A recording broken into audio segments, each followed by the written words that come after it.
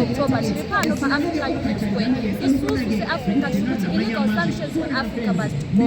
Tikuti isusu masanctions ari kutikanganisira zvikuru seAfrica development yedu kubudirira kwedu seAfrica tiri kuvhiringidzwa zvikuru kuburikidza nemasanctions iwaya.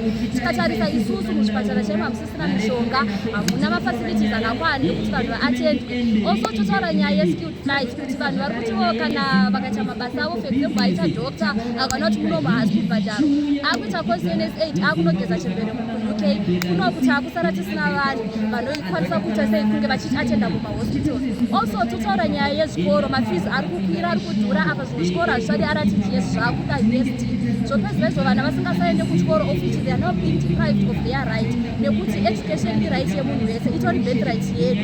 Saka izvozvo masanctions ari kukanganisa. Also totarisa agriculture, mining, infrastructure, all those are being drawn back. Zvese zviri kukanganiswa nemasanctions. Melody Sandi, ndasitauya tiri kuAfrica Unity Square, tikutaura kuti pasi nemasanctions.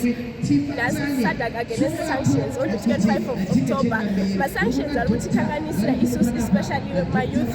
Tikuti tapedza chikoro hakuna mabasa, wagraduata wopedza kana 2 years usina basa. It's destroying our future and it's also destroying the hope yekuti uende kuchikoro kodzi hazvishande kuti unoenda kuchikoro wopedza dzimwe 2 years wakaita sei wakagara. And also masanctions are having an impact on our social behaviors. Vasikana vazhinji vakuita into prostitution, vakomana vazhinji vakuita zvemadrugs, vakomana vazhinji vakustika.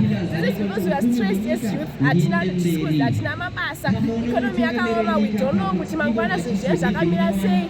And also our economic structure is very down. Mining yacho iri kunetsa, transport iri kunetsa, izvo tikupira $3 kuenda kumba uchibva kwazokwira $3 kuita sei kuenda kumba, which is something that is very expensive, achikwanisike kuita sei kurarama.